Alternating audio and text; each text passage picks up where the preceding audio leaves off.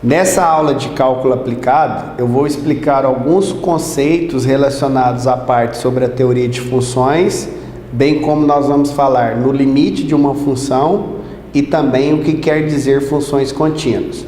Como já foi dito para vocês anteriormente, é necessário que antes que eu introduza a noção de limite de uma função, de derivada de uma função, bem como do contexto de integração, nós necessitamos então de alguns conceitos relacionados à parte de funções, porque todo o aparato teórico sobre o cálculo diferencial integral é montado exatamente sobre o conceito de função.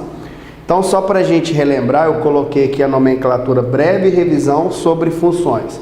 Então, tem alguns termos que é necessário então a revisão para que a gente possa então discutir a parte na sequência da disciplina, principalmente aqui nessa aula falando sobre limites e continuidade. Então nós sabemos, que as funções elementares, que são algumas delas que têm um bom comportamento, nós começamos com as funções do primeiro grau, função do segundo grau, onde nós temos o seu gráfico característico como sendo uma parábola, temos a função modular, que é a função módulo de x ou valor absoluto, a função exponencial, a função logarítmica, lembrando que a função exponencial e a função logarítmica uma é inversa da outra, obviamente respeitando os seus campos de definição.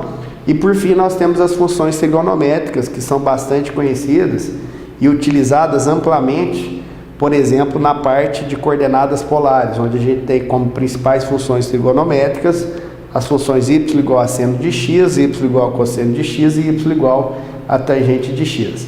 Além de nós comentarmos com relação a essas funções elementares, nós temos alguns conceitos fundamentais relacionados a essa parte de função, independentemente de qual função a gente trabalha.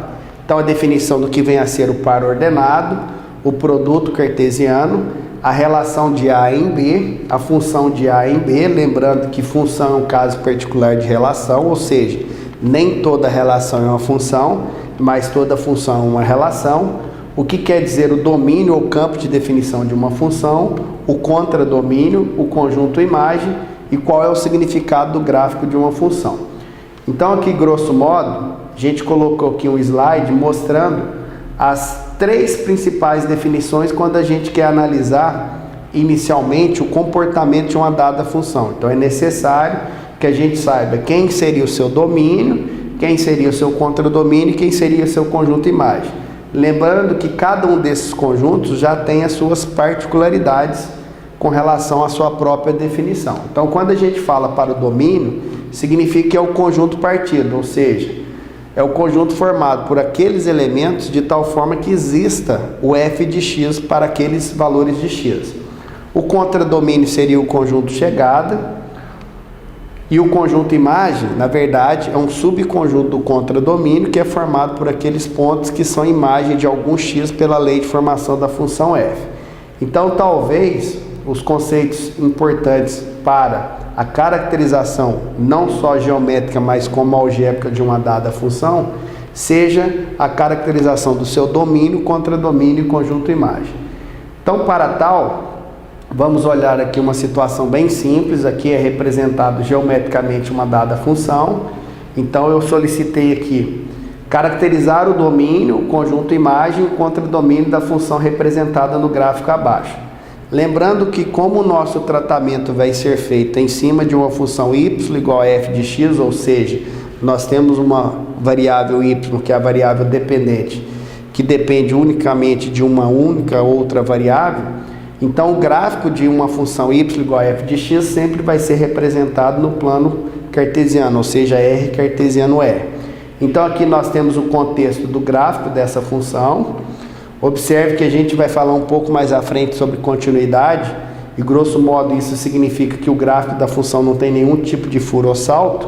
Então, se eu quero analisar quem seria o domínio, o conjunto imagem e o contradomínio, uma das alternativas que nós temos é que o domínio, basta eu projetar o gráfico dessa função no eixo x. Então, a projeção do gráfico da função f sobre o eixo das abscissas vai representar o conjunto que é o domínio, ou seja, o campo de definição para aquela função.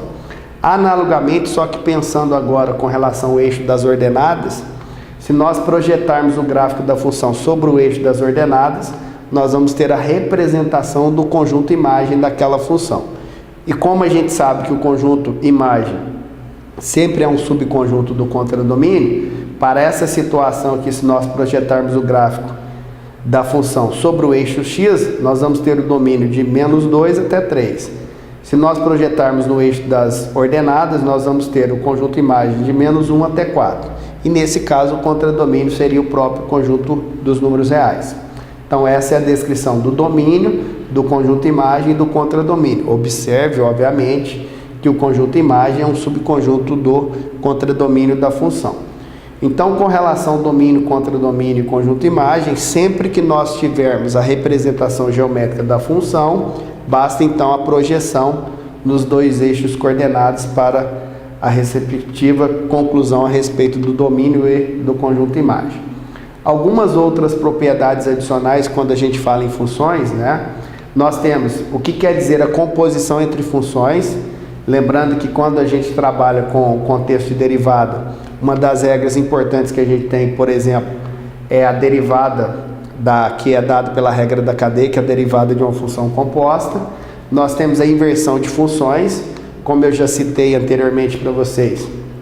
A função exponencial e a função logarítmica são funções inversas uma da outra, obviamente respeitando seu campo de definição. Crescimento e decrescimento de funções. Por exemplo, é sabido por todos nós que quando eu trabalho com uma função do primeiro grau, y igual a x mais b, a função vai ser crescente toda vez que o coeficiente angular, o a, for maior que zero. E ela vai ser decrescente se o a for menor que zero. O que quer dizer paridade de funções, que a gente tem a descrição da função ser par ou função ser ímpar. Duas observações importantes quando a gente fala de função par e função ímpar, né? O gráfico de uma função par é simétrico com relação ao eixo das ordenadas. Então, se você pensar na função y igual a x ao quadrado, ela é uma função par, porque o f de x é igual ao f de menos x. E o gráfico de uma função ímpar é simétrico com relação à origem do plano cartesiano. Então, você poderia pensar na função f de x, polinomial de grau 3, f de x igual a x ao cubo. Então, lembrando que a função é dita ímpar quando f de x for igual a menos f de menos x, tá? E aí, então, nós entramos no contexto de limites, né? Então, lembrando que para eu definir derivada é necessário que eu entenda o conceito de limite, já que a derivada é dada por um limite. E para nós chegarmos nas somas de Riemann, que caracteriza a integral de uma função, também é necessário a gente trabalhar com alguma posição limite. A noção intuitiva de limite, o que deve ser colocado para vocês, que às vezes o pessoal traz como dúvidas, é que quando a gente fala no cálculo de um limite de uma função, quando a variável x tende a um ponto fixo a, nós temos que entender que a variável x tendendo a, ela tende por valores diferentes de a. Então aqui eu coloquei 4 sequências numéricas, a primeira sequência 1, 2, 3, 4, 5 e assim por diante. Observe que a sequência de número 1, ela cresce de forma ilimitada. Quando eu olho para a sequência de número 2, nós podemos olhar os primeiros termos, meio, 2 terços, 3 quartos, 4 quintos, 5 sextos e assim por diante. Aparentemente, né, parece que esta sequência tende para o valor 1. A sequência de número 3, 1, 0, menos 1, menos 2, menos 3 e a sequência de número 4, talvez não fica muito visível para nós, né, se essas sequências admitem ou não limite. Então, só para a gente introduzir então a noção de limite, observe que a sequência numérica de número 1, ela cresce de forma ilimitada. Já a sequência de número 2, ela vai decrescendo e tendendo aparentemente para o valor 1. Então, esse é o contexto que a gente vai estudar quando nós formos definir o limite de uma função. Então, quando eu utilizo do contexto de limite, eu quero saber, por exemplo, o que acontece com aquela função se eu faço a variável independente x tender a um dado valor fixo a.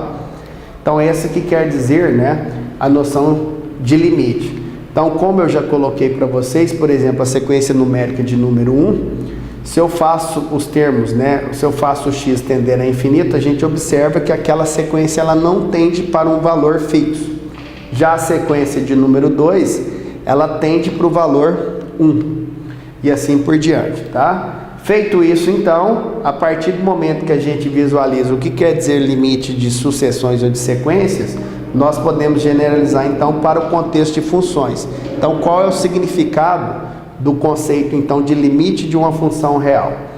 Então, aqui eu coloquei para vocês a representação geométrica de uma função f de x igual a 1 menos 1 sobre x. Aqui nós temos, né, os dois ramos que caracterizam a representação geométrica desta função. E aí, por exemplo, nós podemos observar no próprio gráfico, o que, por exemplo, acontece quando eu faço x tender a zero. O que acontece com a minha função? Se eu faço x tender a zero, ó, o x se aproxima de cá, o que acontece com a minha função? Se eu faço x ir para mais infinito ou para menos infinito, o que vai acontecer com a função? Então, para respondermos a esse tipo de indagação, é que nós temos então a definição formal de limite. Então, a definição formal que nós vamos representar, limite de f de x quando x tende a igual ao número L, isso quer nos dizer, no linguajar mais simples, mais popular, que a partir do momento que eu faço x se aproximar do número A, eu tenho que o f de x se aproxima de L. Então, em símbolos matemáticos, isso quer dizer que para todo epsilon maior que zero, vai existir um número delta maior que zero, tal que o módulo de f de x menos L ser menor que epsilon é verdadeiro sempre que o módulo de x menos A é menor que delta. Então, isso significa que a partir do momento que eu faço x tender ao número A, o f de x tende ou fica muito próximo do número L, quanto que se queira. Bom, quando a gente fala nesse limite, a gente fala então no limite bilateral. Para a caracterização do limite bilateral, quando esse limite existir, nós temos que tomar um certo cuidado, porque eu tenho que trabalhar com os limites laterais. Então, eu tenho a existência do limite de f de x quando x tende a igual ao número L, desde que os limites laterais à direita e à esquerda existam e são iguais. Então, eu só posso caracterizar que uma função realmente tem limite naquele ponto a partir do momento que eu calculo os limites laterais e esses limites laterais são iguais, tá? E para a gente então falar de continuidade, lembrando que no material de apoio de vocês, a partir do momento que a gente define o contexto de limite, nós trabalhamos com a apresentação das regras operatórias envolvendo os limites. Então, por exemplo, o limite de uma soma é a soma entre os limites, o limite de uma diferença é a diferença entre os limites e assim por diante, tá? E aí, para a gente falar em funções contínuas, né? Na verdade, para a gente definir uma função contínua, nós vamos lembrar que para uma função ser contínua num dado ponto, o seu gráfico não pode ter furo, ou seja, a função tem que existir naquele ponto. O limite, né, da função, quando x tende àquele ponto, tem que ser o próprio f de a. Então, nesse caso, a gente fala que aquela função é contínua naquele ponto. Então, quando a gente fala em linhas geométricas, falar que a função é contínua no ponto x igual a, significa que o gráfico daquela função não sofre nenhum salto naquele ponto x igual a. Então, continuidade, essas funções elementares que a gente trabalha, tipo funções do primeiro grau, funções do segundo grau, todas essas funções são exemplos de funções que são contínuas, tá? E aí a gente fecha então essa primeira parte envolvendo a parte de limites, continuidade e teoria de funções.